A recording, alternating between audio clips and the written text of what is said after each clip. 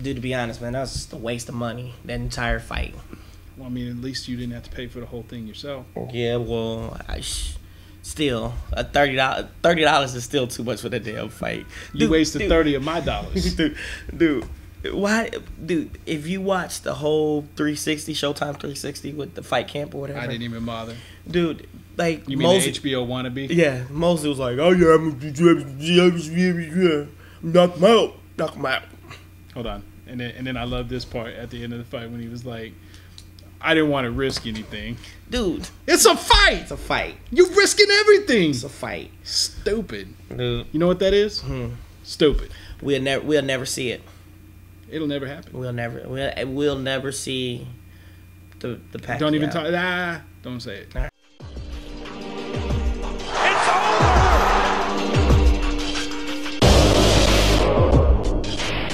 Oh, what a right hand!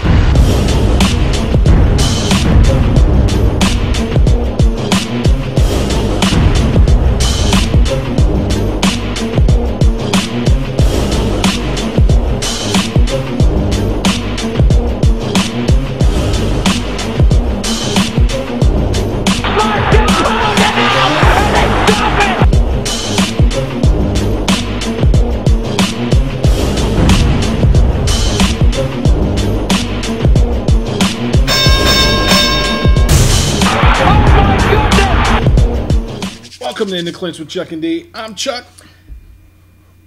And I'm Sugar Shane Mosley.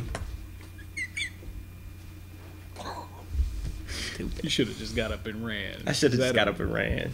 Or actually, I didn't want to get up and run because I didn't want to risk anything. You could have just like not even showed up for the beginning of the intro. I could have, or just not showed up at all. Just let you do the whole show. I'm just disgusted by the display that he put on, man. It's just anyway. For you and boxing enthusiasts out there, I mean, if you watch the fight, you know what we're talking about. You always want us to do more boxing shows. If you did see, I'm gonna tell you something. That whole card was strange. Yeah, entire card was strange. People quitting in their corner. Dads throwing in the towels. People not even showing up. They there in person and not there in spirit. Wow, it's a wowzer night, but great night for boxing. Hey, Pacquiao is a beast. He's a monster. He's a beast. Did you see how mad he got when they called the knockdown?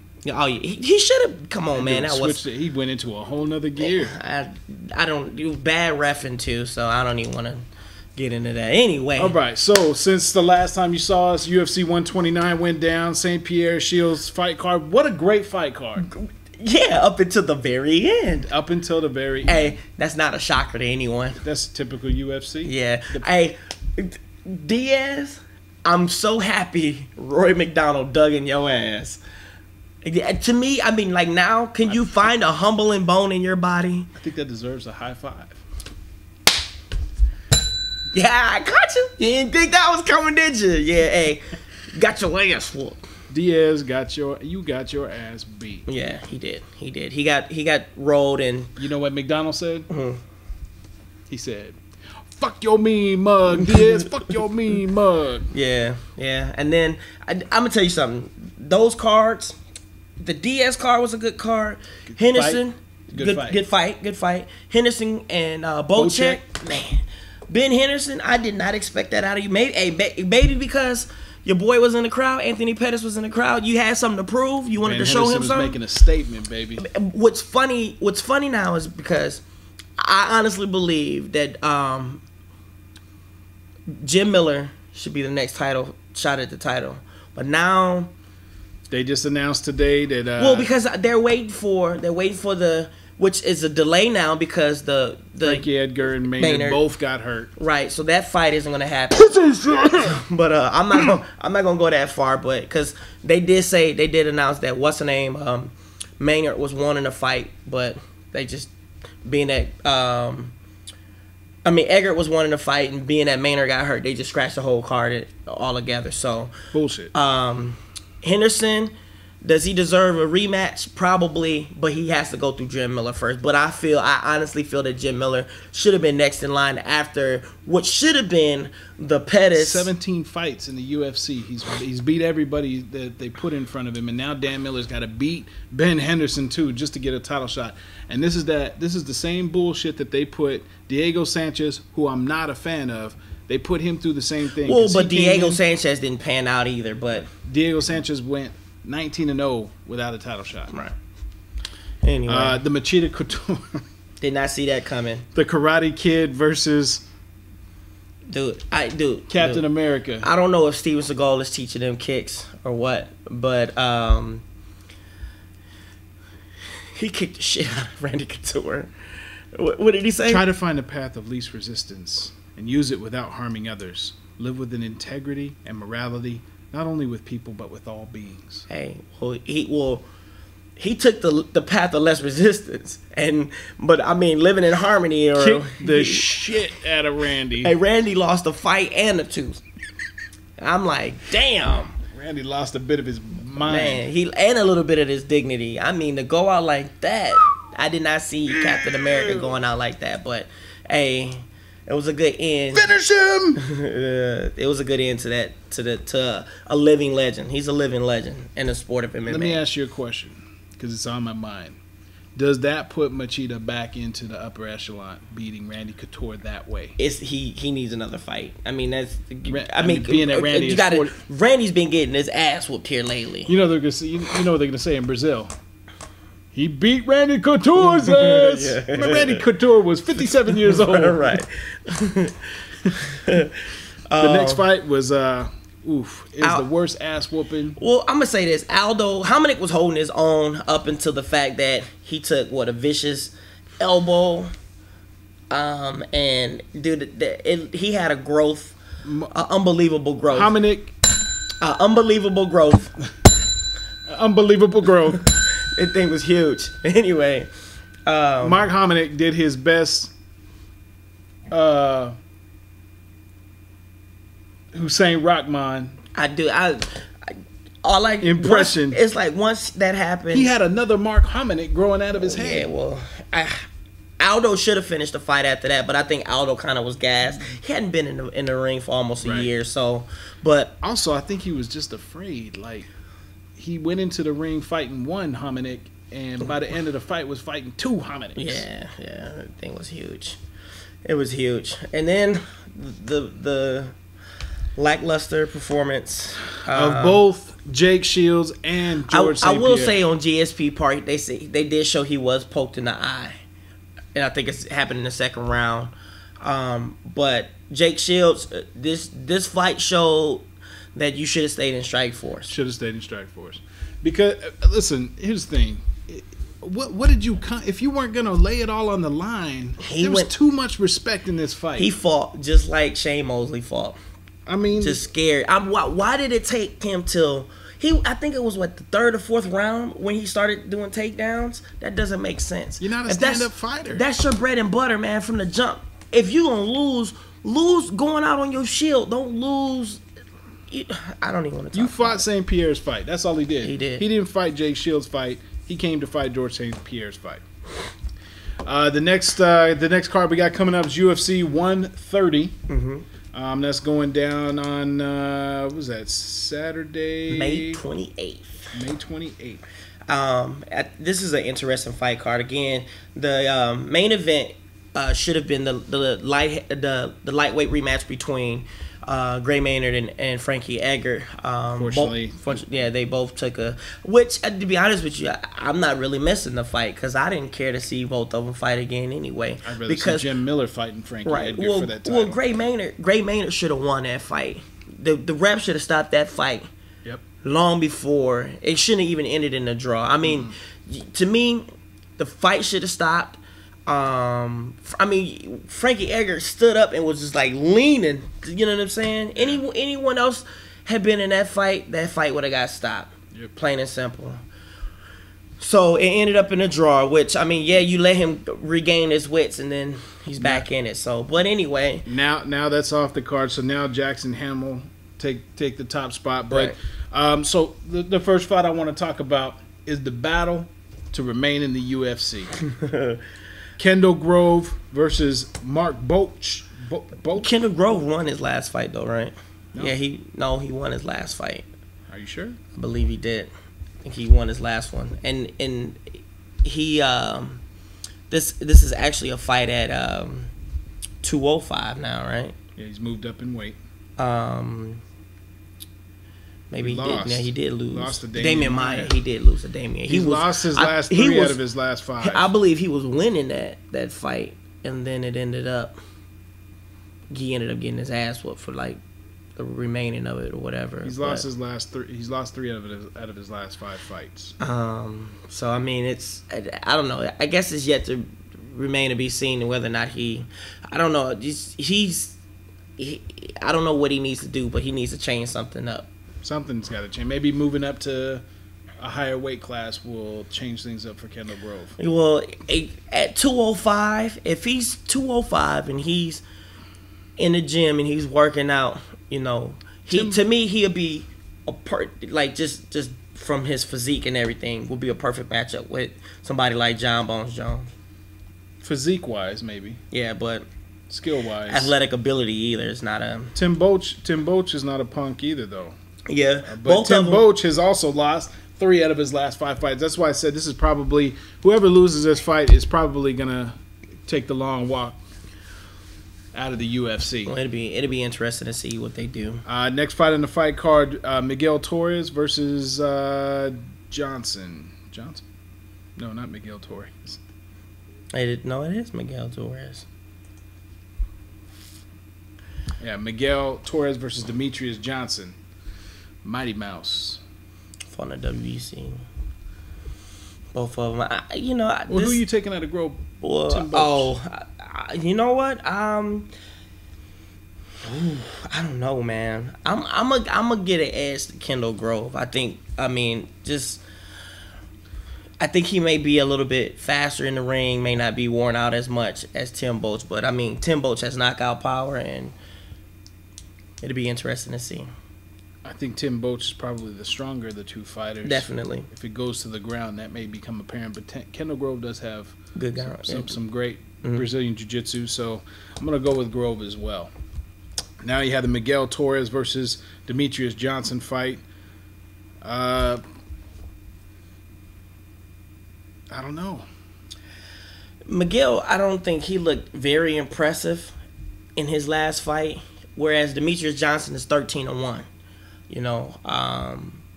But I mean, former champ. Yeah, but Miguel Torres has a lot of experience, man. A lot of experience, and 42 fights. The height difference too. 41 fights is a big difference in this fight as well. Well, he's 6 inches taller. It's hard to believe that someone 5'9" is 6 inches taller than their opponent. Right.